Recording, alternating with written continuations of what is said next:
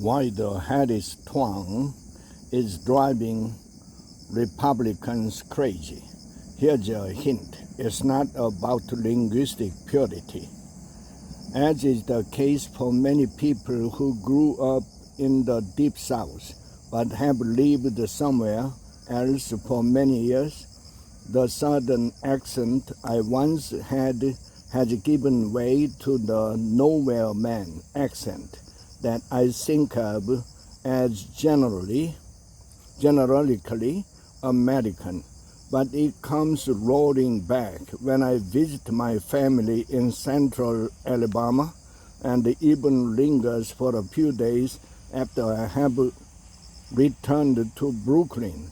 It's also a little more pronounced after a martini or two. No one gets offended when my Southern accent comes and goes. For Kamala Harris, it's a different story. Figures on the political right, including J.D. Vance, Donald Trump, and various conservatives, the internet celebrities, have accused Ms. Harris of affecting a Southern accent on the campaign trail, and implied that it was a kind of deception. Ms. Harris, who is not from the South, was using a Southern accent, though, as John McWhorter has recently pointed out. What Ms. Harris was slipping into was Black English.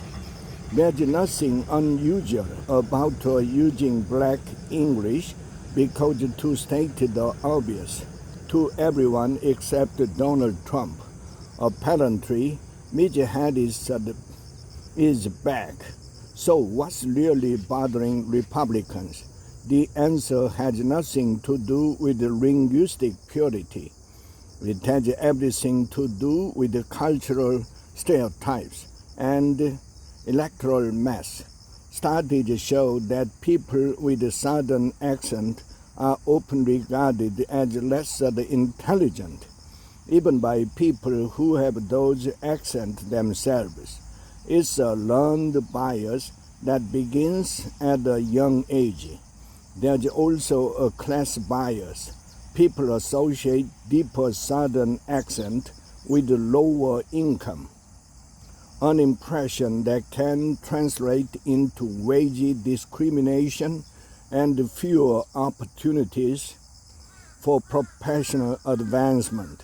One of many reasons people with the accent may work consciously to eliminate them. When the speaker is white, some people hear a Southern accent as a marker of racism or other forms of intolerance. The South did not invent racism. The country musician B.J. Barham recently told me, but every single racist thing you've ever seen said in the movie usually comes with this accent. For Mr.